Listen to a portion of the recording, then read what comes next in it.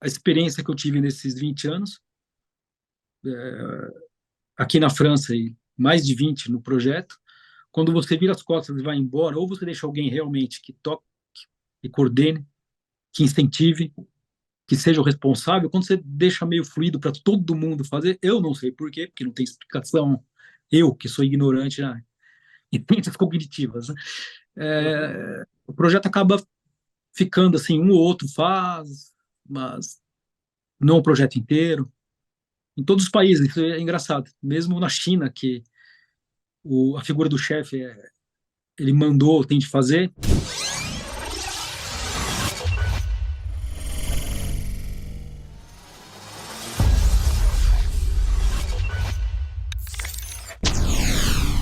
Fala, doutores! Eu sou Ricardo Valente, oftalmologista aqui do Rio de Janeiro, idealizador do canal Fala Doutores, canal esse que você já vem conhecendo, vem tentando trazer as celebridades aí para brilhantar aí a nossa medicina, a nossa saúde. E hoje aí estamos trazendo uma celebridade internacional, doutor João Carlos das Neves, médico cirurgião torácico, doutorando pela USP, foi parar em Paris, residindo hoje em Paris, trabalhando por lá, um super poliglota. Cara, fala todas as línguas possíveis aqui, a gente vai descobrir um pouquinho disso. Idealizador dos mais modernos protocolos eras aí que tem no mundo. Vamos ouvir muito sobre isso. Fala, doutor João, tudo bem? Olá, Ricardo, tudo bom? Primeiramente, obrigado. Queria agradecer você, a gentileza, o carinho, e agradecer todo mundo que vai ouvir, discutir. Muito obrigado pelo Nada, a convite. honra é nossa, sem problema nenhum. Vamos com tudo. João, já quero de cara isso, que eu já estou curioso aqui. O pessoal que te conhece já sabe mais ou menos aí do seu desenvolvimento, do seu projeto, mas conta aí um pouquinho aí desse teu. Eu não sei nem se é filho mais novo, né? Acho que não, né? Esse daí é o filho mais velho, né? Começou há tanto tempo, mas fala um pouquinho aí desse projeto maravilhoso aí que você vem implementando pelo mundo. Então, Ricardo, esse projeto é um projeto que trata sobre os cuidados perioperatórios, porque a gente ouve muito falar em pós-operatório, né? Recuperação acelerada pós-operatória. Mas eu acredito que a gente deva começar a cirurgia no pré, né? No dia que a gente conhece o doente, aperta a mão, olha nos olhos e tem um compromisso com ele, com a qualidade, com a segurança.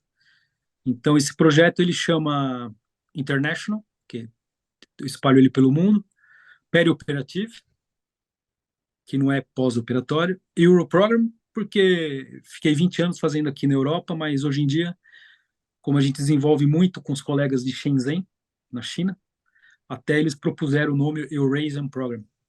Mas é um programa que eu, na verdade, desenvolvi aí na Moca, né? Eu sou da Moca, sou de São Paulo, e eu fazia no Instituto Brasileiro de Controle do Câncer, que fica ali na Zona Leste de São Paulo. Porque quando eu era residente, eu fui para lá, e fisicamente eu operava eu e meus outros colegas residentes da minha idade, e quem inventava as condutas, o que ia seguir de rotina, éramos nós mesmos, né? Porque nós éramos o próprio chefe, o próprio residente, o próprio interno, o próprio aluno, enfim. Então a gente seguia exatamente o que estava no como evidência 1A, o que tinha de recomendação A.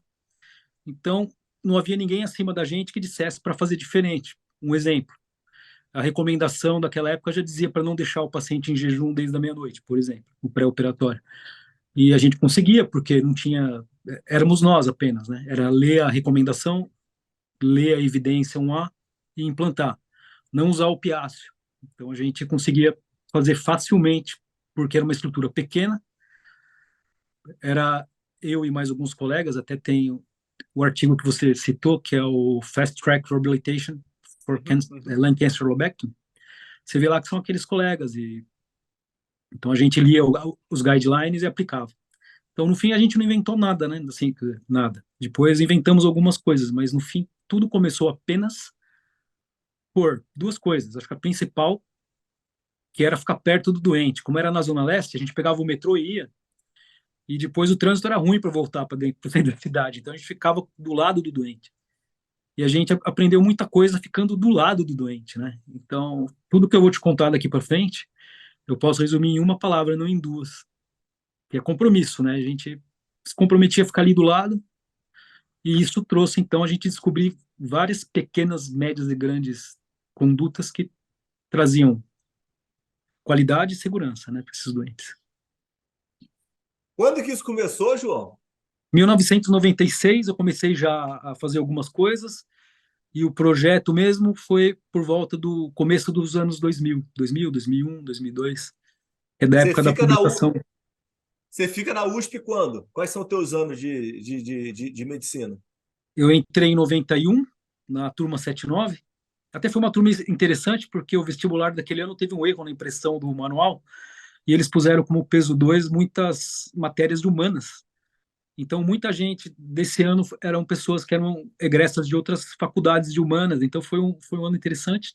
Entrei em 91, acabei em 96 a graduação, fui para a residência em 97, mas fui para o Exército.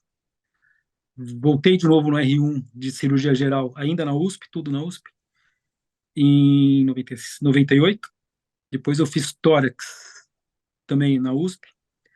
Aí fiz meu doutorado, fiz meu pós-doutorado e naquela época eu prestei um concurso de MS3, professor. Fui professor MS3 em RD e DP em 2008. Mas depois os europeus não paravam de me convidar para voltar e por algum motivo eu voltei aqui para a Ah, França. é isso que eu queria te perguntar. Como é que foi esse teu primeiro passo para internacionalizar? É, teve ligação com a USP? Sim. Teve ligação com o Congresso? Teve alguma pessoa específica? Foi tudo responsabilidade sua que você foi correr atrás e fuçar? Como é que aconteceu isso, João? Então, Ricardo, eu fui no Congresso, apresentei o projeto e mostrei que os pacientes de lobectomia, naquela época, não tinha ainda ninguém registrado uma lobectomia ambulatorial. Depois Tá. até te conto uma história interessante, porque foi meio sem querer minha primeira lobectomia ambulatorial, e depois eu comecei a fazer, e apresentei no Congresso Mundial, aí um professor, que era o professor da Universidade de Paris 5, que era o professor Marc Riquet. O Marc Riquet era o professor da cirurgia torácica, o chefe da cadeira de tórax, e ele operava no Hospital Novo, que tinha acabado de ser construído, foi no ano 2000, Hospital da União Europeia, né? Que é o Hospital Georges Pompidou, que é perto da Torre Eiffel, até da janela a gente vê a Torre Eiffel. E ele viu no congresso, gostou, veio falar comigo e me convidou para ir. E depois a USP, nessa época, tinha já um convênio com o SUS de Paris, né, que chama Assistance Publique Hôpital de Paris, a PHP. E aí, por meio desse acordo da USP com o SUS de Paris, eles mandavam 20 colegas da USP para cá por ano. Uhum. E aí eu juntei o útil ao agradável no fim, porque o Riquet pediu para a Assistance Publique me mandar para cá e eu acabei vindo. E aí ele vinha por 6 meses para implantar o projeto e ir embora. Aí depois ele pediu para ficar um ano, depois 2, depois 3, depois 4. Estou 20 anos aqui. Ah, então ele que foi te enrolando, pô. Ele ia pedindo para esses projetos ir crescendo e cada vez levando ele mais para dentro da França. Mas você sabe, Ricardo, que em todos os projetos de cuidado perioperatório é engraçado, porque eu viajo o mundo implantando e aprendendo dos outros, né? E todos eles têm uma coisa em comum, né? Não deveria ser assim. Eu não sou antropólogo, não sou psicólogo, não sou psiquiatra, não sei explicar por quê. Mas sempre, todos eles dizem, inclusive se for aí no Brasil, é muito famoso o antigo Eras que tinha, né? E no Eras Uhum. dizia já que tinha que ter alguém fisicamente, um ser humano físico, né? Responsável pelo projeto. Eu achava que não, porque você ensina tudo, pode ir embora, né? Mas eu não sei te dizer por quê. A experiência que eu tive nesses 20 anos, aqui na França, e mais de 20 no projeto, quando você vira as costas e vai embora, ou você deixa alguém realmente que toque, que coordene, que incentive, que seja o responsável, quando você deixa meio fluido para todo mundo fazer, eu não sei por quê, porque não tem explicação, eu que sou ignorante em ciências cognitivas, né? O projeto acaba ficando assim, um ou outro faz, mas não o projeto inteiro. Em todos os países, isso é engraçado. Mesmo na China, que a figura do chefe, ele mandou, tem de fazer, quando você vira as Uhum. costas e volta depois de uns meses, você vê que já mudou alguma coisinha, se você não fica lá. A não ser que alguns lugares onde ficou alguém que se responsabilizou. É o que o Mas isso que eu Eras queria aí te já falou. perguntar. Esse alguém que se responsabilizou, no teu ponto de vista, ele precisa ser melhor tecnicamente ou ele precisa estar mais aculturado? Ele precisa acreditar na essência do projeto ou ele precisa ser um bom executor, olhando para trás aí nos que deram certo? Bom, a primeira coisa, Ricardo, precisa alguém ter compromisso com o paciente, não compromisso com coisas que não sejam a qualidade e a segurança do doente, né? Infelizmente, alguns modelos de, não vou nem falar de medicina, porque aí já não é mais medicina, mas de interação, gente com diploma de médico e paciente, a qualidade e segurança do doente acaba competindo com outros interesses que não da medicina. Então tem que ter alguém compromissado, isso sim. E outra coisa que eu percebi é os projetos ao redor do mundo onde o responsável não era o cirurgião, mesmo que fosse o anestesista, mesmo que fosse a enfermeira, mesmo que fosse o fisioterapeuta ou alguém da administração, eles não têm o mesmo resultado, a mesma qualidade, e vou dizer por quê. Por exemplo, eu faço uma lobectomia de pulmão, tiro o lobo superior direito, e o paciente de 75 anos, diabético, obeso e fumante. Aí eu subo ele imediatamente para a enfermaria ou levo para o jardim comigo. Se ele tiver, sei lá, às vezes acontece, ele vai comer e ter alguma náusea. Se tiver o cirurgião do lado que operou o paciente e que falou com ele no pré-operatório e que propôs para ele a cirurgia e que viu a cavidade torácica lá dentro, fez, ligou os vasos, etc. Esse cirurgião, quando fala para o doente, pode comer, eu estou aqui do seu lado, e depois que ele come, vamos correr no corredor, tem uns que não podem correr, então vão andar, né? Mas, por exemplo, vamos correr. Se não for o cirurgião que operou, quem não viu lá dentro, quem não fez a ligadura da artéria, da veia, obviamente vai fazer uma pergunta. Eu posso realmente correr com esse paciente? Eu não vou abrir. Uhum, Eu ouço direto essas perguntas, né? Hoje em dia não tem mais sentido, né? Falar vai abrir a ligadura da artéria da veia porque a gente grampeia, né? uhum. Mas as pessoas ainda hoje perguntam isso. Então, ou então, se o paciente parece que passa mal, às vezes eu fazia com meus colegas muita cesárea, né? E aí, quando ia pôr a moça, assim, sentada, já dava uma náusea, às vezes passava um pouquinho mal. Se você não tiver do lado, você que operou junto com o colega da ginecologia, da obstetrícia, e tiver alguém que não seja você, as pessoas têm a tendência de ser mais conservador. Eu já vi, inclusive, o paciente às vezes dá uma pequena náusea ou levanta rápido, e uma coisa assim passageira, de uma tonturinha que vai passar em alguns segundos, e quando o cirurgião não está do lado, os outros colegas, por precaução, eu entendo completamente isso, coloca o paciente, deita de novo, põe de ponta cabeça, corre um soro de 1.000, Uhum. faz um eletro, colhe uma enzima. Então, eu acho que tem que ter alguém compromissado. Se for médico, os resultados, se for aquele que operou, os resultados são optimizados, né? Porque você que ligou a artéria e a veia, você pode falar, vamos correr no corredor, vem fazer flexão de braço na parede, vem fazer agachamento no corredor. E o paciente, como você operou, os colegas da enfermagem, da fisioterapia, veem que você está dizendo para correr, então ninguém tem medo de abrir uma artéria, né? Já quando não tem Sim, quem sim, opera sim. do lado, às vezes o programa não fica ótimo. Pô, mas aí você me cria um problema, hein, doutor João?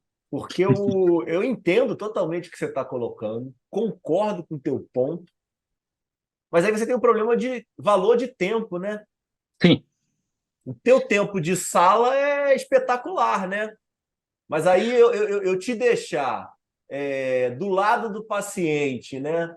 Podendo estar fazendo outro procedimento para outro paciente e será que não tem como a gente treinar uma pessoa para ocupar esse espaço aí de uma forma satisfatória? Tem sim, Ricardo. Na verdade, existem duas coisas, né? Uma coisa que a gente chama aqui na França o démarrage, que em inglês seria o start, em português seria o Uhum, começo. uhum, Então, os primeiros 30, 40 minutos. Então, a gente vai com o paciente para a enfermaria ou para o jardim, ou para os espaços de bem-estar que a gente cria dentro do hospital, no corredor, que aqui neva às vezes, né? Ou em São Paulo chove, né? Bom, enfim. Então, você leva o paciente, vai com ele fisicamente, e põe ele para comer primeiro, depois para correr. Ou andar, se paciente que é um paciente que não corre. Ou ficar na bicicleta ergométrica, se alguém que por algum motivo nem andar pode, alguém que tem uma vertigem paroxística, por exemplo. Bom, geralmente, o tempo de subir, vestir o paciente, se ele não tiver vestido no centro cirúrgico, depende do hospital nesse caso, comer alguma coisa e correr, não dá mais do que 30 minutos, que é mais ou menos o tempo que induz a anestesia do próximo e limpa a sala.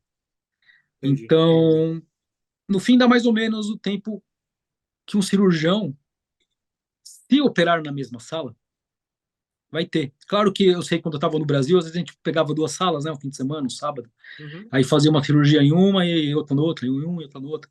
Mas se você tiver residente, que vai pondo o paciente na posição, já vai abrindo os primeiros trocars, é o tempo que você uhum, sobe da comida, corre e volta, né? entendi, Então, agora, entendi. se você sai do prédio, realmente, quando eu trabalhava em São Paulo, a gente operava o paciente, às vezes, em vários prédios diferentes, vários hospitais diferentes, e pegava trânsito de 1 hora em São Paulo, né? Sexta-feira à tarde em São Paulo, eu operava no hospital que era depois do Rio Pinheiros, da ponte, e outro antes do Rio Pinheiros. Então, atravessar o Rio Pinheiros, dependendo de que lado vá, às 6 da tarde de uma sexta-feira que chova, realmente eu não aconselho pôr ninguém de 75 anos para correr no corredor no hospital que você saia fisicamente. Porque se realmente esse paciente tiver necessidade de alguma coisa que o cirurgião possa resolver, não vai ter ninguém, o pessoal vai ficar com medo, vai deitar ele, vai dar um rebote negativo. Vão deitar, fazer eletro, enzima, aí vão esperar você chegar para levantar de novo. Mas aí o paciente, ele mesmo e a família, já ficam abalados psicologicamente, né? Aí você vai ter que trabalhar tudo isso de novo. Então, o cirurgião, ele precisaria ficar do lado do doente depois da cirurgia, uma meia hora mais ou menos, e depois realmente ele pode deixar com o fisioterapeuta que estava com ele no corredor quando ele correu a primeira vez, que é o que eu tenho feito durante uns anos aí no Brasil. Um Entendi. fisioterapeuta que até quero agradecer muito, que é o Rafael Braida, que é assim, alguém que é comigo para todo lado. E o Braida, a gente chama de Magic Braida, né? Porque ele fazia muita terapia integrativa, né? Aurículo baseado em evidência, massagem baseada em evidência, cupping baseado em evidência, um A, não um B. E aromaterapia, etc. E ele cuidava dos doentes depois dessa meia hora, né? Ele continuava correndo, fazendo massagem, hipnose, auriculoterapia, enfim, tudo que ele sabe fazer que eu não sei. E me diz o negócio, João. Obviamente que você começou falando que, primeiro de tudo, a gente precisa de uma saúde e principalmente de profissionais correlacionados que acreditam na qualidade, que acreditam numa medicina. é, Eu estou pensando aqui em diferenciada, mas não, medicina que deveria ser feita, vamos falar dessa forma. É, Isso, infelizmente, para a gente começar a conversar, muitas vezes não acontece. E você não consegue encontrar esses profissionais. Mas eu tenho certeza que você é convidado e chamado de diversos locais do mundo, mesmo por pessoas que não acreditam tanto em tudo que você acredita. Como é que são os números aí em relação a grandes números, né, em relação a melhorias, em rela... Como é que o pessoal te contrata e te encontra? Doutor João, por favor, vem me ajudar a implementar isso daqui, porque a gente está precisando de uma melhora. Como é que são os números aí dentro do teu projeto que trazem grande benefício para o paciente? E, cara, acontece assim, eu sou funcionário público aqui na Europa, né? Então, tenho o meu salário do hospital público. Quando alguma universidade pública, como a que eu mais vou é Shenzhen, na China, me convida, ou, por exemplo, agora eu acabei de receber de novo um convite dos colegas do México, que eles gostam muito do projeto, da Universidade do México também. Quando são universidades públicas, eu tenho meu salário na França, então eu peço que eles só não me façam gastar nada, ou seja, me Uhum. ponham no avião, me peguem no aeroporto e me devolvam no avião. E o meu Uhum. salário é o que eu já ganho aqui na França. Claro que aí eu tenho essa facilidade de quando eu saio, eu continuo tendo meu salário. Então, na verdade, tanto o curso que eu dou quanto a implantação do projeto em hospitais públicos ao redor do mundo, eles não pagam nada. Para não dizer que nada é a passagem de até lá, de avião, ou trem, e de depois me deixar no hotel ou na casa de alguém e me devolver em casa, né? Basicamente, basicamente o custo é isso e o benefício. Um dia, um CEO de uma grande operadora de saúde de São Paulo, brasileira, uma top mesmo, foi ao curso aqui em Paris, e ele calculou o quanto eles economizariam em dinheiro, né, dentro do modelo dessa operadora, não francesa.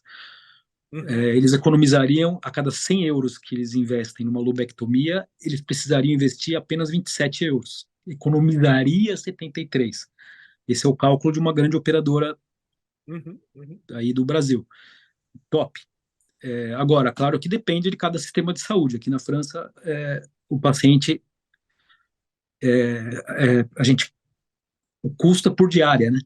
Então, sei lá, se um dia é 1.500 euros, vamos dizer assim, ou 2.500 euros, claro que cada dia que o paciente não fique, o hospital economiza do sistema de saúde os 2.500 euros. Agora, aí no Entendi. Brasil, por exemplo, ou no hospital privado que pague por procedimento, é claro que alguém que sai de uma mesa de uma lobectomia pulmonar não precisa ir para UTI, não precisa tomar soro na veia, não precisa tomar antiemético porque não vomita, não precisa ficar tomando remédio para dor porque a gente digitou a solução, que é uma das coisas que tira a dor. E ele vai correr no jardim, ele faz ginástica, faz expandir o pulmão, dá para tirar o dreno. E se o paciente tiver condição biopsicossocial e quiser, pode ir para casa, alguns deles podem. Claro que tem alguns hospitais que perdem dinheiro com isso. Porque se eu for um Sim, hospital sim, sim, que o sim. seguro me paga pelo que eu fizer para o paciente dele, e eu não for para a UTI, eu já ouvi de alguns CEOs ao redor do mundo, não vou falar quais países, mas assim, que falaram para mim, falaram, oh, você me faz perder dinheiro, porque eu posso cobrar uma diária de UTI. Você me Uhum. fez perder essa diária, mas 3 dias, os 5 na enfermaria que o seguro ia me cobrir. O paciente que quis ir embora no mesmo dia, ele foi embora, eu perdi tudo isso. Assim, para mim, aí alguém que até tinha diploma de médico disse isso para mim não interessa. Aliás, é curioso, porque um dia eu estava falando com um colega que me convidou para falar com o CEO, que veio de outro país, e ele queria implantar o projeto no hospital privado deles.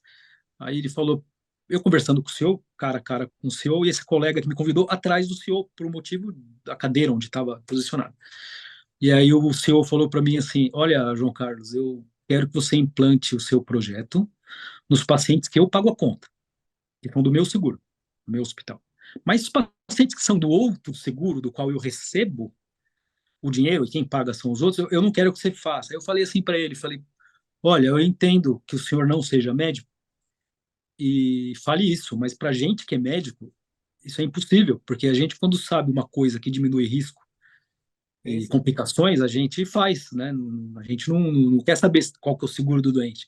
Eu falei, não, mas eu entendo que o senhor que não é médico, aí o colega atrás fazia assim, sinal de não, atrás dele, por quê? Porque no fim ele tinha diploma de médico e queria que não fizesse o que tem de melhor na ciência para os doentes que eventualmente ele pudesse cobrar UTI, o antivômito, enfim, deixar internado.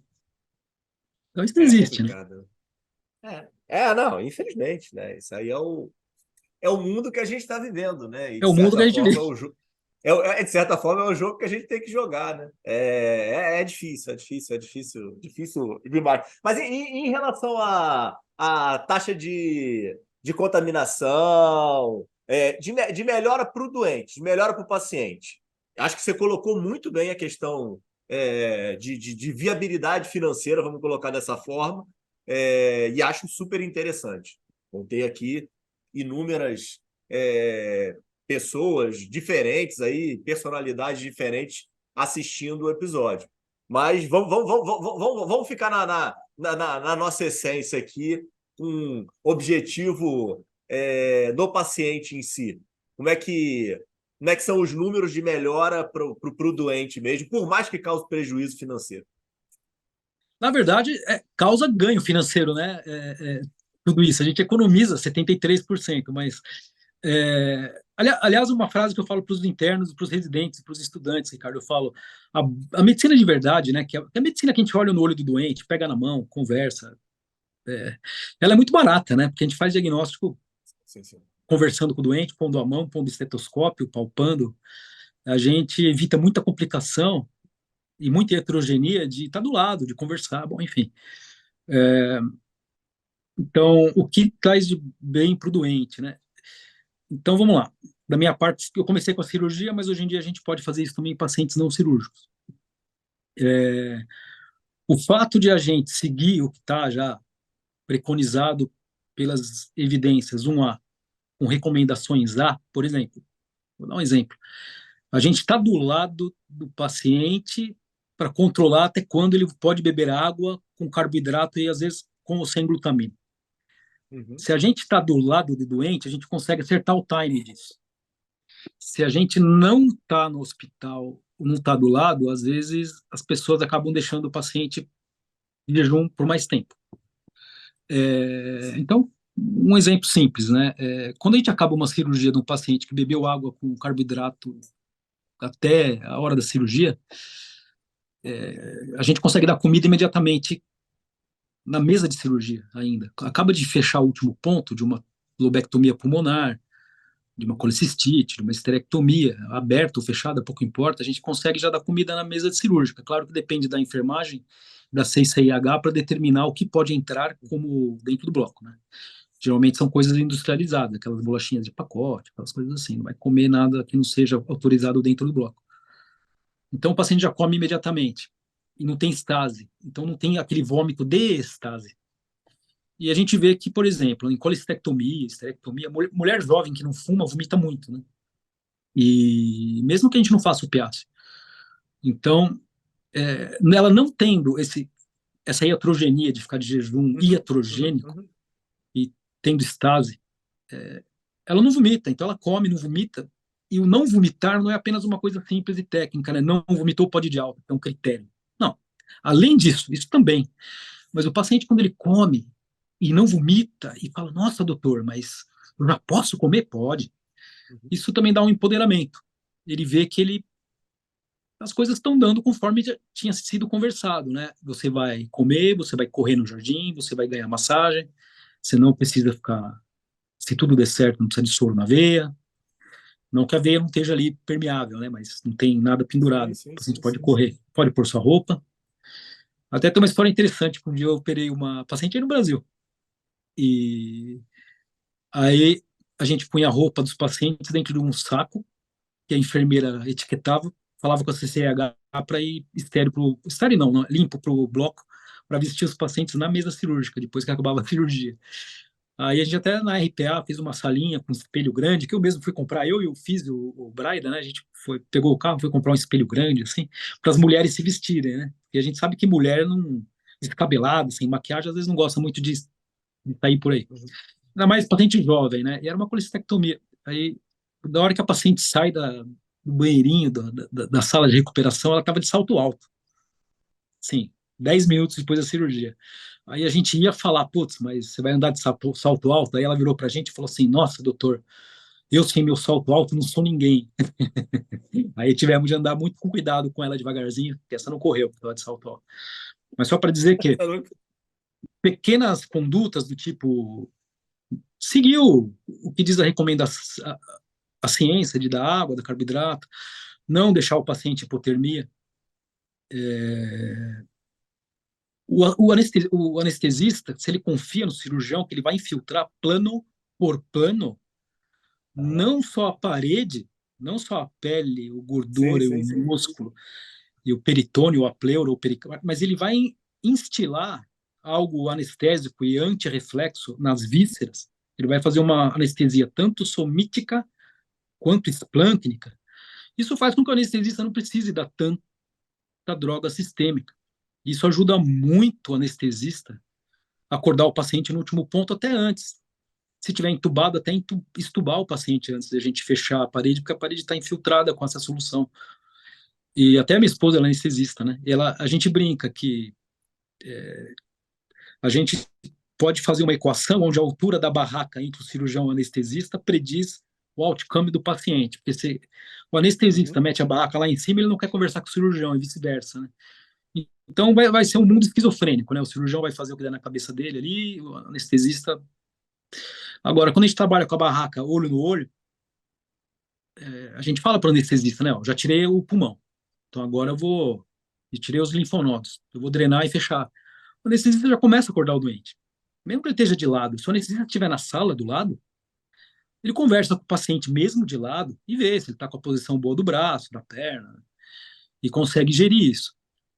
Então, mesmo as cirurgias acordadas, né? A gente jamais faria uma cirurgia com o paciente sem anestesia geral se o anestesista não tivesse do lado, na cabeça do doente, ou pondo um filme, ou pondo uma música, ou conversando, ou se puder fazer hipnose, uma comunicação positiva, né?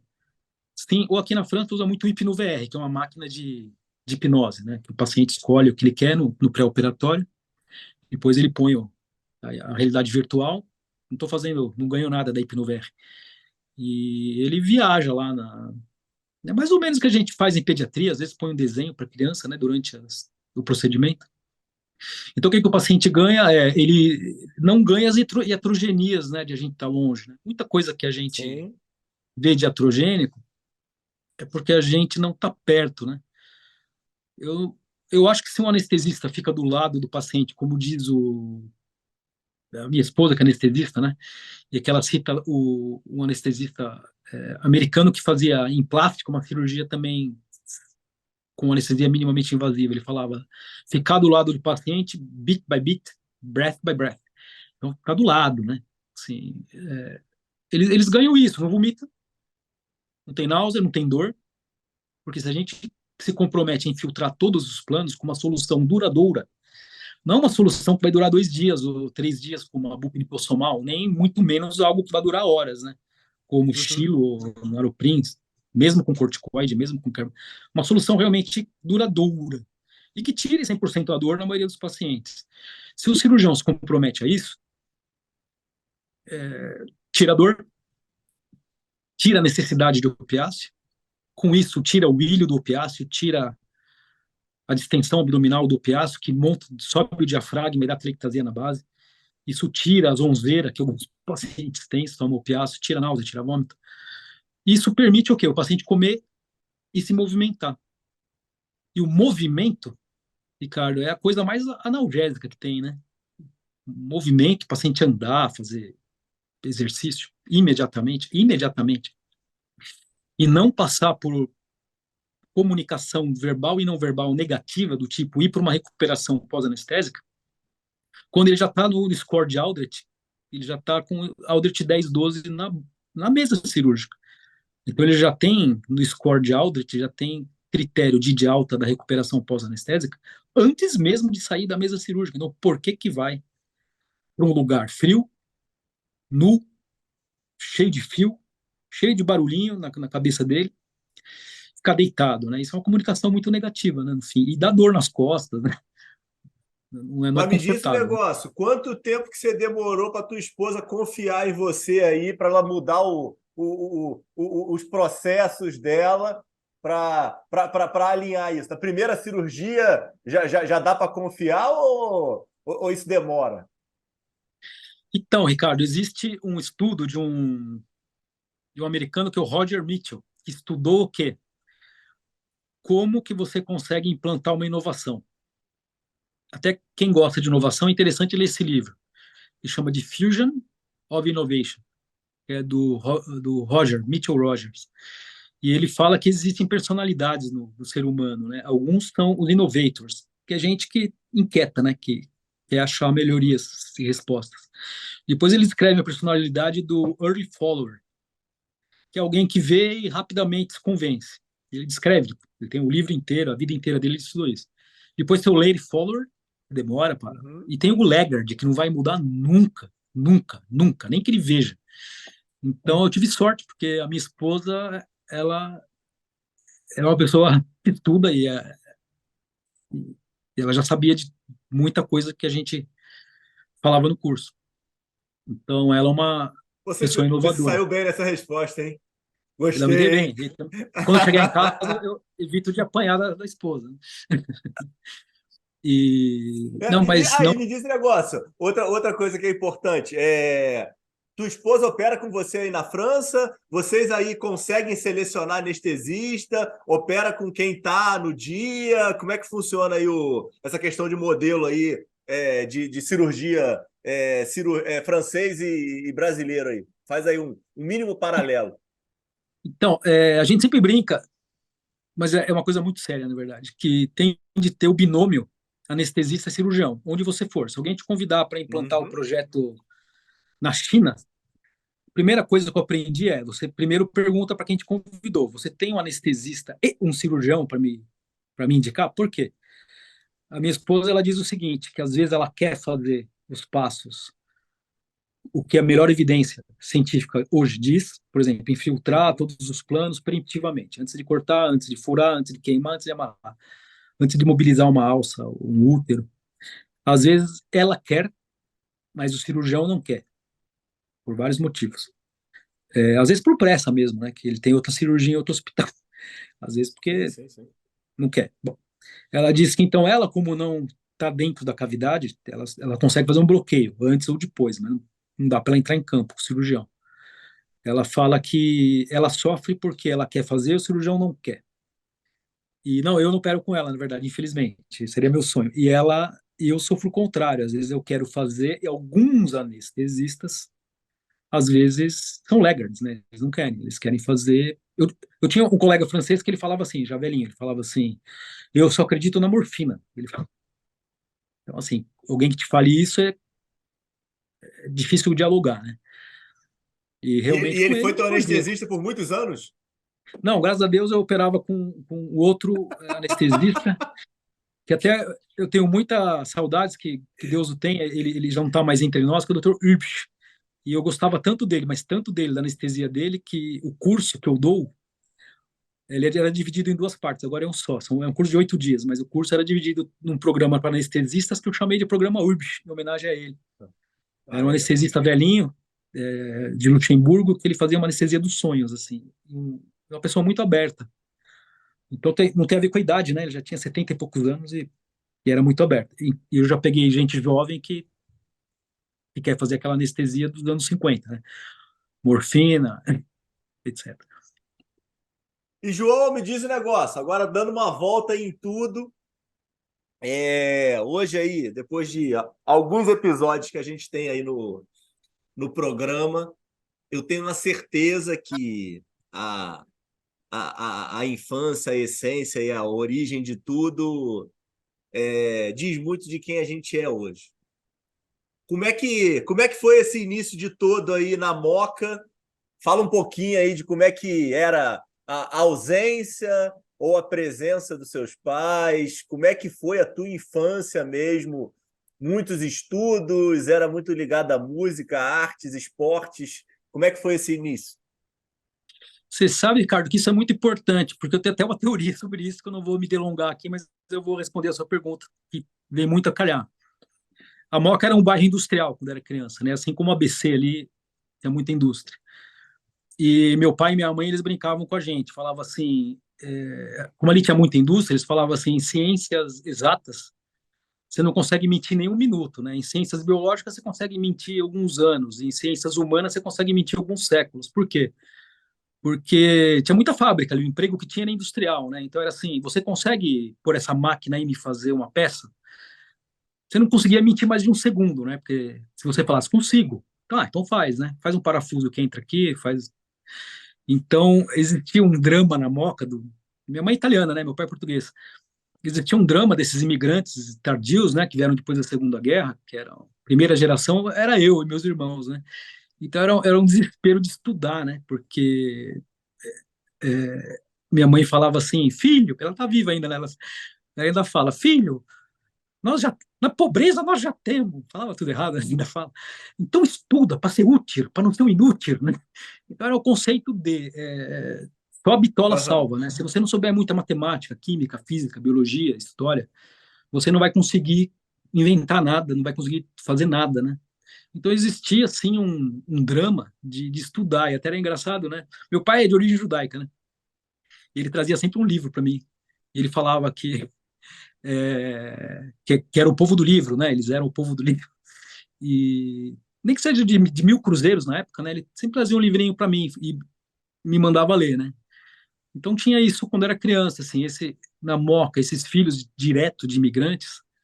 A gente era mais pobre do que os brasileiros que viviam ao redor, que já estavam há várias gerações no Brasil, obviamente.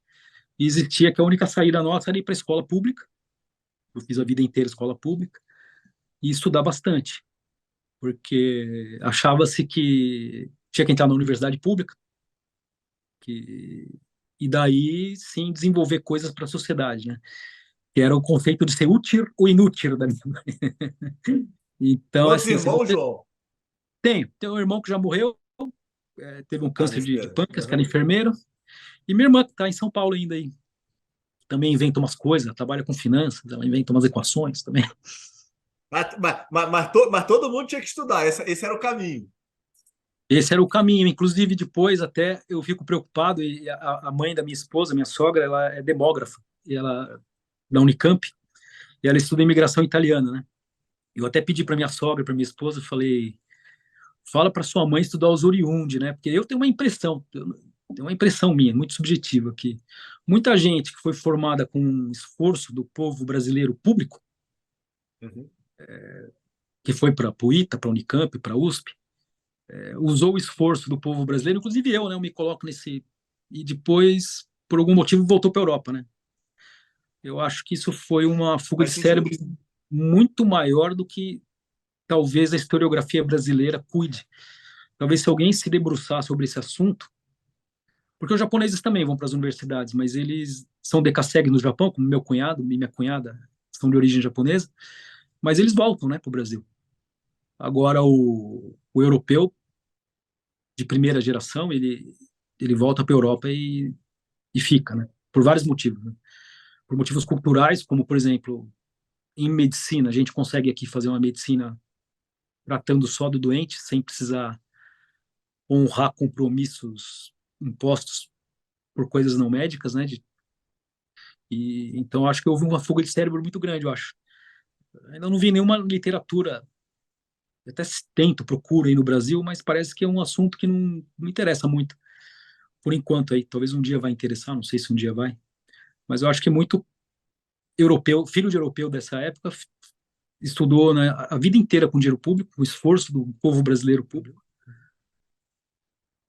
E como eu pensei, eu prefiro desenvolver o projeto aqui, longe de gente que sabote por motivos não médicos e voltar para o Brasil e ensinar de graça, como eu e o Braida fizemos e como minha esposa faz, tenta ainda hoje lutar aí para fazer, implantar no Brasil, de graça, do que se eu tivesse ficado aí, talvez submetido a uma hierarquia com interesses não médicos. Ela começou a construir o modelo com vocês ou ela fez o curso aí de vocês? Na verdade, a gente se conheceu num curso de hipnose em São Paulo, porque ela fazia muita hipnose para controle da dor e para fazer cirurgia com anestesia minimamente invasiva. Uhum. E eu, na verdade, eu estava levando meus colegas do grupo que eu estava desenvolvendo em Campinas, o Rafael Braida, que eu fiz, e mais outros colegas que me ajudavam. Eu pus todos eles no carro e fui para São Paulo para fazer o curso de hipnose. E aí ela estava lá, a gente se encontrou. Conexão total, né? Pois, Não, maravilhoso. Isso aí é a melhor coisa, quando encaixa dessa forma, né? E me diz o negócio, as línguas. então, Obrigatório, teve que apanhar mesmo, sempre foi algo que você teve facilidade, autodidata, faz curso, como é que é a tua realidade? meu pai era um traumatizado de guerra, né? Ele nasceu em setembro, no começo da Segunda Guerra, no ano que começou a Segunda Guerra. E ele tinha um trauma, né? Ele achava que você tinha que falar, ele falava, línguas tem que saber porque se um dia você precisar, não dá tempo de aprender, né? Eu era meio traumatizado já com isso. A parte ruim, Imagina o né? aperto que ele não passou, né? E aí, é, e como eu disse, né? Eu morava num prédio ali na Moca, onde eu tinha um vizinho de porta que era da antiga Iugoslávia, né? Que era não sei de qual região da Iugoslávia, mas ele era da antiga Iugoslávia. Quase todo mundo era espanhol, português, ou italiano ou japonês. E, e não era uma imigração tardia, era uma imigração recente, né? Pessoas ainda que tinham dificuldade de falar português. E meu melhor amigo de infância, o pai e a mãe eram vindos do Japão, né? Então eu falava italiano com a minha mãe, falava um pouquinho de hebraico com meu pai, quando ia com ele à sinagoga, falava espanhol com a vizinha de baixo, que tomava conta de mim às vezes, ia na casa do meu coleguinha japonês, que era meu melhor amigo de infância, e a gente falava japonês com os pais deles, então foi meio que, eu acho, começou nesse caldeirão de gente misturada ali no bairro, que a gente meio que, até hoje, assim, meu irmão e minha irmã são casados com japoneses, né? Uhum. Minha irmã vive em casa, né? Então, com japonês, acho que ela deve falar. Assim, então a gente acabava encontrando, né? E do lado ali do meu bairro tinha Vila Zelina, tinha muito russo, tinha muito coleguinha lituano. Então, eu acho que foi uma região também de São Paulo que tinha muita imigração. Então, acho que isso facilitou muito. Eu não Mas tinha dificuldade de. o francês foi na marra, né? Você já tinha já aprendido previamente, quando apareceu a oportunidade, você estava pronto ou teve que construir esse caminho? Você sabe, Ricardo, que eu estava na residência, eu me inscrevi na Aliança Francesa, ali do lado do Hospital das Clínicas. Eu mais faltava do que ia, porque era residente. E até que um dia chegou o dia da entrevista, naquela época ainda era no consulado, né, ali na Avenida Paulista. Eu fui. E aí eu falei pro entrevistador, eu falei, olha, eu não falo francês, eu decorei esse francês que eu tô te falando aqui para falar com o senhor, mas eu não tenho condição nenhuma de ir para a França e atender um doente. Mas se o senhor falar que eu vou daqui a 6 meses, porque tinha 6 meses entre a entrevista e a ida, eu falei, eu me comprometo a estudar e falar. Aí ele falou, você se compromete? Eu falei, me comprometo. Aí ele pôs que eu falava, mas eu não falava. Eu tenho esse papel até hoje, um papel amarelo do consulado francês em São Paulo. E aí eu fui estudar, então. Mas no fim, é aquela coisa, né? Você estuda e você aprende mesmo quando você chega aqui, tem que alugar uma casa, abrir uma conta no banco e o paciente começa a falar com você. Aí, no fim, eu não falava, não. O francês eu aprendi com 30 e poucos anos. Mas é fácil, o francês é uma língua muito parecida com o português, né? O Aham. chinês eu desisti, né? Eu vou para a China, eu tentei começar porque Desistir é ótimo. eu desisti pelo seguinte, eu vou contar por quê, porque um dia eu perguntei lá pro meu colega, né, falei, como é que eu falo respire lentamente? Ele me ensinou em chinês, mas em chinês tem aquele negócio do tom, né, que fala Uhum. tsu, tsu, tsu, tsu, é diferente, eu não domino isso. E aí ele falou para mim, ó, sei lá, vou chutar, né, não é assim, falou, é tsu, wo, sei lá. E em língua latina, quando você vai fazer a hipnose ou a comunicação positiva, vamos supor, o paciente está respirando. Então, existe uma técnica de, no final da frase, você diminuir o volume e ser mais grave. Então, em vez de falar assim, respire lentamente, Ricardo, você fala, Ricardo, respire lentamente. Então, esse mente no final, a gente usa nas línguas ocidentais todas, né, que Uhum. eu já acabei fazendo. Aí eu fui mudar o final da frase. Na hora que eu, em vez de falar tu, wo, o, eu falei tu, wo, o. Todo mundo pulou e ficou olhando para mim, até o paciente abriu o olho, regalou. Eu não sei o que eu falei até hoje, mas eu falei, não, eu não vou me arriscar, não. Eu não sei o que eu falei, mas todo mundo ficou chocado. O paciente pulou E da mesa.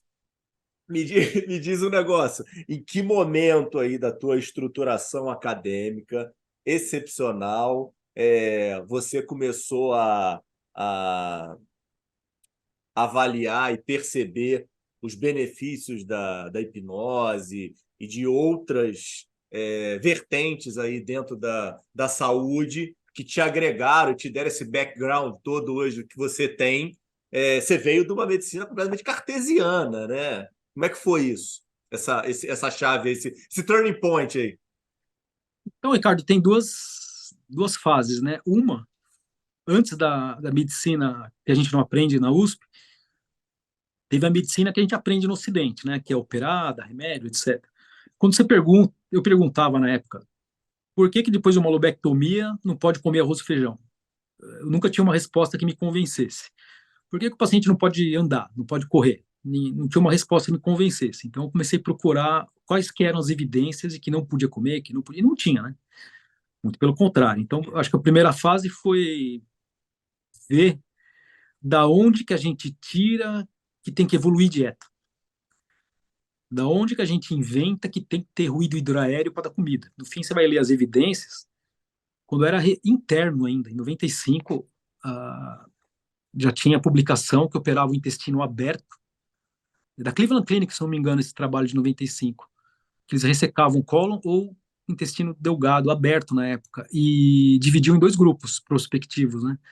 Sorteava o cara para comer sem ter ruído, ou comer só quando tivesse ruído. E o grupo que ia melhor é o que não esperava ter ruído, já comia logo, né? Então, já existia evidência de muita coisa que não se seguia. Então, a primeira parte é a medicina ocidental, cartesiana, que eu vi que a tradição tinha um papel, às vezes, muito maior do que a evidência. Então, eu comecei apenas a seguir a evidência, né? Eu não inventei nada. Eu falei, Sim, a sim, sim. evidência manda na comida, vou dar, né? Bom, enfim. Claro que eu não fiz isso em hospitais onde tinha chefe que não concordava. Eu fiz no hospital onde eu era sozinho. E agora a segunda parte da resposta é essa parte da integrativa. E hoje está bastante deturpado esse termo integrativa, né? Eu sei que tem muito charlatão dizendo que faz integrativa Sim, sim, também, né? sim. Que eu entendo Verdade. quem tenha medo, né? Claro que sim.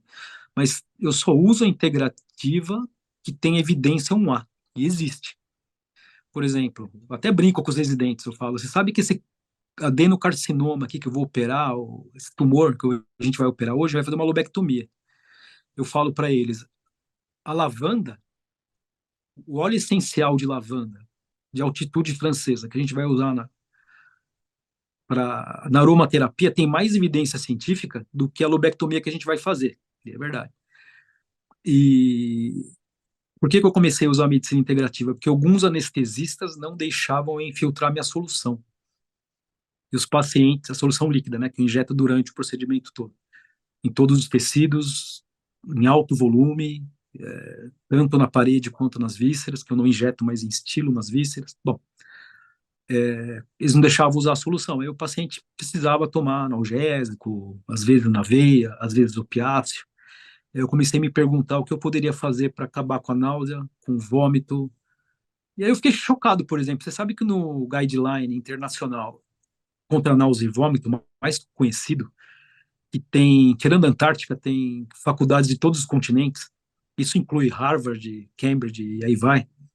Você sabe que ele, no guideline, náusea e vômito pós-operatório, Ricardo, ele tem, no final, ele fala de acupuntura no ponto pericárdio 6. Eu não sabia onde era, eu fui estudar. Que é Uhum. mais eficaz ou tanto do que da dexametasona com da Centron. A estimulação do pericárdio 6. Eu falei, nossa, o que é pericárdio 6? Aí eu fui procurar. E tá lá, para quem quiser ver. São muitos anos já. Então, quando não deixavam fazer a solução, eu lançava a mão dessas outras técnicas que tenham evidência 1A, com recomendação A. Claro que eu não vou fazer nada dentro do hospital com dinheiro público que não seja evidência 1A. E você sabe que tem no mundo, ao redor do mundo, Ricardo, tem, vamos supor, esses grandes hospitais de grife aí, americanos, etc., que tem advogado na porta, né? Uhum. O pessoal tem medo de processo, você sabe que tem departamento de medicina integrativa. Então, eu vi que se tem evidência 1A em país onde o advogado está na porta, que está esperando uma deixa para te processar, eles fazem, eu falei, ah, então vou fazer. E aí, acabei adotando aquilo que vai surgindo evidência 1A, obviamente. Inclusive no curso que eu dou, que é um curso gratuito, eu falo para todo mundo, deve ter óleo essencial que funciona e que não tem evidência 1A? Claro, deve ter, mas eu não vou usar, porque dentro do Uhum. hospital público, com dinheiro público, eu preciso de uma evidência 1A para fazer, senão é melhor esperar um pouquinho. Vamos esperar. Se alguém fizer, ou a gente mesmo fizer, ok, né? Para não cair na, na, no risco de fazer coisas que não têm prova científica, né? Entendi, entendi. E a solução, propriamente dita? Onde é que você começou a mudar e utilizar e avaliar? Avaliar benefício, estou pensando aqui, já estou pensando alto. Obviamente, você começou com outra solução, né?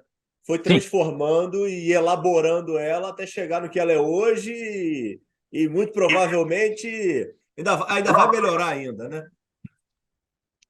Cara, a solução começou de ler no próprio Goodman Gilman lá, o livro de farmaco da minha graduação, ele já Aham. dizia, se você for usar anestésico local, você pode aumentar a potência ou a duração usando adjuvantes, né? E desde a década de 50 isso já é feito, né? O uso de corticoide com anestésico local, o uso de bicarbonato com anestésico local, o uso de clonidina com anestésico local e por aí vai, né? E só que algumas cirurgias, Ricardo, vamos dar um exemplo. Você faz uma bariátrica aberta, né? Às vezes tem de converter. Ou uma toracotomia de um tumor que é grande, não vai sair por vídeo. Você vai ter que abrir a parede torácica. Ou uma lombotomia. São cirurgias dolorosas, né? Às vezes, o anestésico local você consegue para um adulto colocar 20, 40 ml, diluindo ou não. 40 ml para uma toracotomia, um pancoast que você vai tirar parede torácica junto com o lobo, ou para uma lombotomia de um paciente grande, não dá para nada. Uhum. Então eu precisava de volume. Só que o problema do volume é que aí você dilui, né? Aí eu falava brincando para os meus colegas, se eu diluir mais do que isso aqui, vira homeopatia, né? Vai ficar só Uhum. memória do anestésico local. Então eu tinha que ter o quê? Eu tinha que ter volume, mas com sinergia, né? Volume e sinergia. Aí eu fui estudando as drogas que davam sinergia. Isso nos livros e nos artigos que estão aí, para quem quiser ver. Na verdade, até brinco, que eu não inventei nada, eu só pus o que já estava na literatura. Fui pondo, conforme eu precisava de volume, eu fui pondo mais drogas, né? E pus só o que está na literatura, nenhuma delas eu inventei. Então, todas as que eu uso, né? Não em todas as cirurgias, porque essa solução tem que ser talhada por duas pessoas. Uma, pelo anestesista, que ele vai dizer quais as drogas que a gente pode usar para aquele doente. Eu não vou usar Uhum. uma droga hipotensora num paciente focado. Eu não vou usar uma droga hiperglicemiante no paciente com a glicemia estourada. Eu não Uhum. vou usar uma droga. E aí vai, né? Então, o anestesista escolhe as drogas. Fala, ó, pode usar das 8 que eu proponho, ele escolhe quais. Se der as 8, melhor.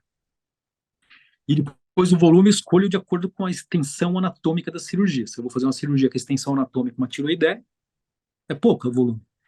Faz 200 ml, 250, 300. Fazer um antebraço de uma criança também. Vou pôr pouco, para não dar uma síndrome compartimental. Mas se eu vou fazer uma toracotomia no paciente de 100 quilos, eu posso usar 1 litro se eu quiser. Já cheguei a usar 2, uma bariátrica aberta. 2 litros.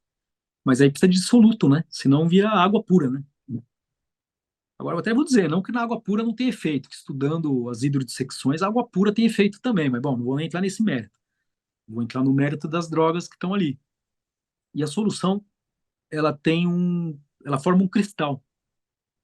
E esse cristal, eu falo para os residentes, né? Quando você injeta uma coisa que é líquida, do tipo Xilo, Narupin, você vai durar horas sua anestesia. Se você coloca dentro de uma gordura, de um lipídio, uma lipossomal, vai durar dias, 2, 3 dias, 4.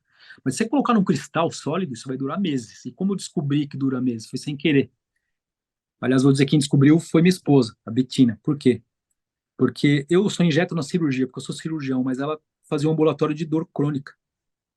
E ela injetava a solução em pacientes que tinham um tumor metastático com desabamento de vértebra, por exemplo, que não ia ser ressecado, que ia viver, graças a Deus, muitos meses. E ela injetava a solução para tentar tirar a dor ali de alguns dias. E a gente descobriu sem querer, foi uma surpresa. Os pacientes ficavam em média 3 meses sem dor. Então esse ambulatório da Betina, doutora Betina Bassanese, né, ela faz isso no SUS, é legal. Ela desenvolveu todo um projeto nos pacientes do SUS, inclusive Uhum. ela comprava o material assim, ainda compra, né, do bolso dela, né, o ultrassom para injetar, o material de medicina integrativa com evidência 1A. E ela acabou descobrindo isso, que durava 3 meses mais ou menos. Que eu não sabia, porque tirava a dor da Uhum. cirurgia, o paciente não tinha dor, eu não sabia até quando ele teria dor, né? Sem tomar remédio. Foi ela que descobriu, na verdade. Mas me diz o negócio, olha aqui. Hoje você já está com o teu renome, você está reconhecido.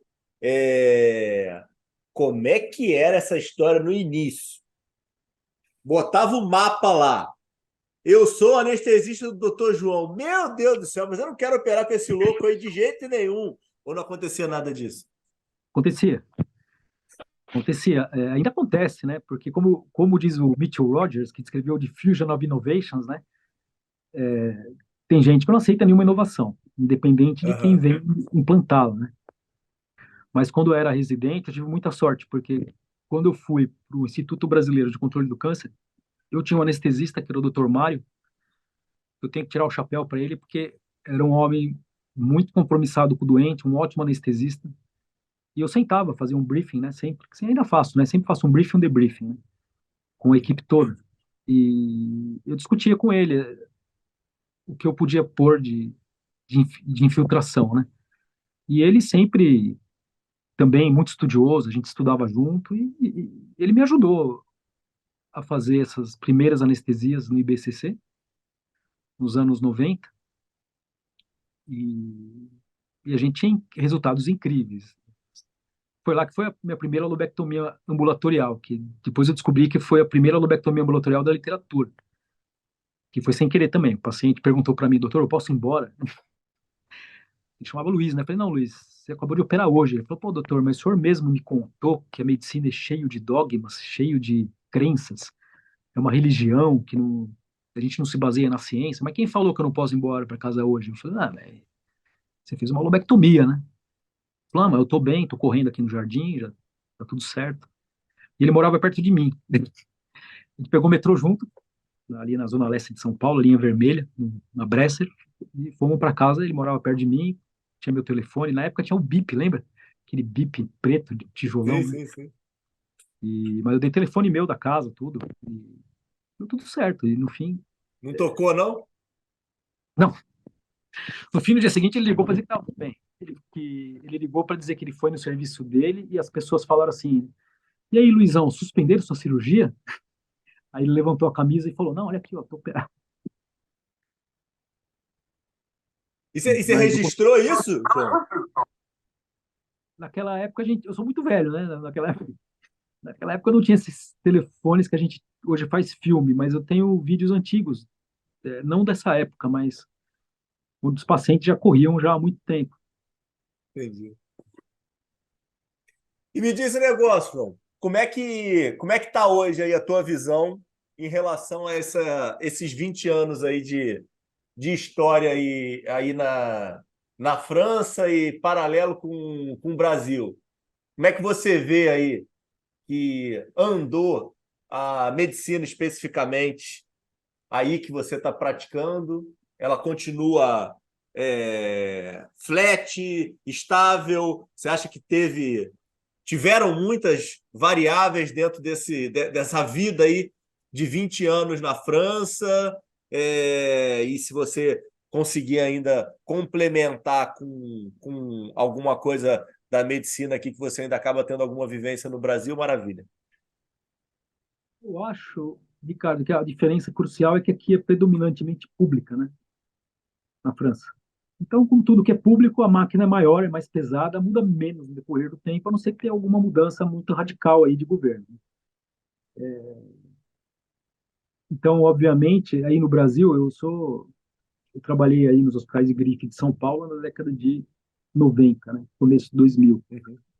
Eu lembro que o diretor, eu não sei dizer se é diretor, porque eu nunca fui muito versado em administração, nunca prestei muita atenção, mas eu lembro que tinha muito médico tomando decisões. Uhum. Eu lembro que eu operava com o meu professor da USP e em alguns hospitais em São Paulo de grife, quem tomava decisões eram médicos, né? Eu não tenho ficado aí mais no Brasil, tenho ido algumas vezes e eu vejo que cada vez mais no Brasil, nos hospitais privados, né? Em São Paulo, vou dizer Brasil porque eu só conheço São Paulo. Em São Uhum. Paulo, pelo menos, muita gente da classe média, quase todo mundo tem um seguro, convênio, uma coisa assim privada, né? Acaba indo no hospital Sim, privado. sim, sim. Então, a porcentagem de gente que vai no privado é muito maior que aqui na Europa. Então, aí as coisas mudam mais rápido. Por quê? Porque eu tenho visto meus colegas dizerem que assim, os hospitais são comprados, são vendidos, né? E antigamente os tomadores de decisão, se não fossem médicos, pelo menos eles estavam envoltos de médicos, né? E eu vejo cada vez mais existe, eu não sei, não tenho acompanhado direito, mas parece que no Brasil tem alguns hospitais até que, assim, alguns administradores que não são médicos, junto com empresas que não entendi direito se tem ações na bolsa, alguns deles, não sei se tem, se não tem, Uhum, assim, onde tem muitos interesses misturados nos hospitais, né? Além uhum. de ir lá e tratar do doente. Então, eles têm que dar resultado dentro de uma óptica não médica, né? Então, daí eu não posso falar muito, mas aqui não muda muito, né? Porque aqui é público, é mais ou menos o que já era quando eu cheguei, né? E me diz um negócio, olhando para trás, arrependimentos, o que que você falaria diferente aí para o doutor João aí, que estava pensando em ir para a França há 20 anos atrás, tipo, dentro das muitas escolhas e muitos erros aí, teve algum mais significante que você falou, putz, era para eu ter tomado outro caminho? Eu acho que não, Ricardo, porque eu acho que a única coisa que me guiou desde que, como você bem lembrou que eu saí da Moca lá, criancinha, era ter compromisso com o doente, né? Eu acho que quando a gente tem compromisso com o doente, você pode estar no pior hospital. Eu fui para a guerra do Haiti, né, de voluntário, e quando você trabalha mesmo na guerra, sem condição quase nenhuma, se você tem compromisso com o doente, tudo funciona, né? E também já trabalhei em hospitais de grife ao redor do mundo, assim, que eu fui mostrar coisas. Aquele que você fala assim, ah, meu sonho é dar uma aula em tal faculdade, que é o ranking é melhor, a segunda melhor. Aí você vai no hospital que tem tudo, e tem alguém que por algum motivo não tem muito compromisso. Então, Uhum, eu vi paciente no Haiti ser operado de uma vesícula, um ED de pulmão, um óxido de módulo, uma hérnia, e o cara sair correndo imediatamente no Haiti. Ele tinha que, e também ele não podia também deitar, né, porque não tinha cama. Então, quando eu saía desse hospital, até era engraçado, porque eu fui com outro colega meu brasileiro, que também era da USP, e a gente ia andando assim para o dito hotel, né? E a gente cruzava com um caminhão a lenha na, na rua, porque tinham convertido os caminhões a lenha, porque tinha tido um terremoto, um furacão e uma guerra civil. uhum, E eu nunca tinha visto aquilo, caminhão a lenha, né? E as pessoas nuas na rua, duas, porque não tinha roupa, duas. E de noite, quando tinha uma lâmpada de tungstênio, assim, um soquete presa em alguma bateria, as pessoas se juntavam ali em volta, que era a única luz que tinha. Então, assim, e a gente ganhava uma garrafa de plástico de água de manhã, que era aquela água que a gente ia beber no dia, porque a água estava contaminada com cólera na época. E nessa situação, os pacientes corriam e não tinham dor. E às vezes eu vou em lugares assim de grife no mundo ou aí no Brasil e que os pacientes saem de uma cirurgia com tudo do que eles precisam de bens materiais em volta uhum. e mandam para uma UTI, que eu não sei nem por quê. Aí fica deitado, aí no frio, sem roupa, cheio de fio, aí dão morfina também, não sei por quê. E não dão comida também, não sei por quê, e dão uma sopa esquisita e ficam deitados, sendo que eles podiam correr como no Haiti, né? Então, o que eu tenho visto é assim, compromisso é tudo, né? Que com compromisso você acha soluções, né, Ricardo? Soluções são achadas se você estiver do lado, né? Acho que é igual filho, né? Como tudo, né? Filho é o melhor exemplo. Você está em contato com seu filho, conversa com ele, você vai achando soluções para as coisas. Agora, você vira as costas e larga tudo, né? Você larga uma violetinha, uma planta que você comprar aí no mercado, também não vai dar certo. Você largar o seu gato, seu cachorro, seu jardim, né? O paciente não é exceção, né? Eu acho que o compromisso é tudo. Compromisso é tudo. Agora, como você falou, né? Ele custa um pouco de dinheiro, né? Porque você fazer uma cirurgia a Sim. menos vezes por dia, porque você não quer mudar de prédio, você quer ficar com seus pacientes, vai te custar isso em dinheiro se você estiver no sistema privado, né? E hoje, você está feliz? dentro de tudo aí que você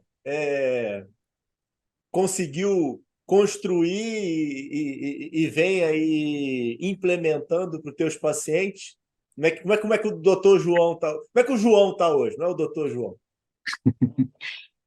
Feliz, acho que vai muito além da medicina, né? Assim, é o que eu falo brincando, Sim, com então, certeza. enquanto eu for útil, eu me sentir útil, eu sou feliz, então eu tento ser o mais útil possível, né? Agora, da medicina, o que eu tenho visto eu tinha uma ingenuidade quando eu era jovem, né? Eu falava, não, quando eu publicar, quando eu for. Por isso que eu prestei o concurso de professor da USP, fui convidado a ser, não professor chefe de cadeira, obviamente, eu era jovem, a ser professor MS3, né? Aí na USP, no Incor. Eu aceitei, que eu falei, não, porque eu sendo professor, eu publico, a hora que eu publicar, que eu tiver uma linha de pesquisa da FAPESP, como eu tive, aí todo mundo vai parar para olhar o projeto e estudar e ver que é simples, né, cuidar do doente. Não precisa de nada mais complicado. Mas, no fim, o Mitchell Rogers, ele tá mais certo do que eu quando era jovem, né? A gente vive num mundo que tem pessoas de todos os tipos, né? Com todo tipo de nível de comprometimento, seja com o paciente, seja com coisas que não seja o doente. E quando eu era jovem, eu ficava revoltado, né? Eu cheguei a brigar mesmo fisicamente com pessoas, assim, porque eu não queria fazer o que eu acreditava pelo doente. Agora eu tô ficando velho, né? Cabelo branco e a gente joga semente, né, Ricardo? E em alguns lugares vai ter gente que vai seguir, outros lugares vai ter gente que não vai. Então, assim, eu acho que a nossa função é divulgar, né, o que a gente descobriu. E eu me acho mais um felizardo do que um inventor, porque eu tive a felicidade de estar com o Dr. Mário, que me deixou fazer, o Dr. Urbich, que me deixou fazer, o professor Riquet, que me apoiou. Porque mesmo que você invente uma coisa muito boa, você chega num lugar que não te deixam fazer, você não faz, né? Isso é o que eu aprendi depois de velho, né? Então, eu tento hoje em dia, para ser feliz, ir para os lugares onde eu consigo fazer as coisas que eu acredito. Porque tem lugar que não é indicado, né, você fazer certas coisas. Eu não vou dizer em que país que foi, mas já foi ameaçado fisicamente de implantar o projeto. É Eu e o mesmo? físico do carro e fomos embora. Porque tava a gente perdendo dinheiro. Pô, que roubada. Não, não tem jeito, tem jeito, tem jeito. Não, não, isso aí faz parte. Eu acho que a gente precisa saber de tudo isso. Não tem jeito, João. Infelizmente, precisa citar essas coisas, por mais que elas sejam negativas e que a gente não goste de escutar, né? Mas é como a gente já falou, é o jogo que a gente está jogando. De alguma forma, a gente precisa aprender a jogar e, sinceramente, a tua resposta para mim foi até surpreendente e o mais engrandecedora possível, né? Que não tem arrependimento se você faz aquilo para melhorar a realidade dos teus pacientes. Acho que não podia ter uma essência melhor. João, eu queria te agradecer assim, imensamente. Olha aqui, eu quero um comprometimento teu, rapaz. Eu vou querer fazer mais episódio com você, rapaz. O, a tua história é riquíssima e, pô, muito bacana, cara. Isso que você conseguiu construir, você ter ido aí contra tudo e contra todos, em cima dos teus valores e do que você coloca aí como engrandecedor para o fim, né, que é para o paciente. Parabéns demais aí pela tua jornada, por tudo que você construiu e vem construindo. Coloca aí de verdade o canal totalmente aberto aí. Me bota depois, me fala, me manda depois no WhatsApp link e tudo aí que você puder aí para que a gente puder divulgar o máximo possível esse teu trabalho aí espetacular. Parabéns de verdade, faz aí tuas considerações finais. Obrigado mesmo. Eu que agradeço, Ricardo. Eu que agradeço porque realmente, graças a pessoas como você, que gostam de discutir e tem compromisso, né, com o mundo melhor, é que a gente consegue ter essa oportunidade, essa felicidade, esse privilégio, essa honra de poder trocar ideias para um mundo mais humano, como você diz, né? Até eu não uso muito a palavra amor e carinho, porque já se esvaziou o termo de mau uso, né? Eu falo compromisso, mas no fim é ter carinho pelo doente, né? Se a gente gostar do doente, tudo dá certo. E obrigado, que eu sei que você é alguém compromissado com isso, né? Um mundo mais humano, para não dizer com mais carinho, que vão achar que a gente é pegas, né? Então, com mais compromisso, né? Com mais humanidade. Muito obrigado. Não, maravilhoso, João. Obrigado. Pessoal, ó,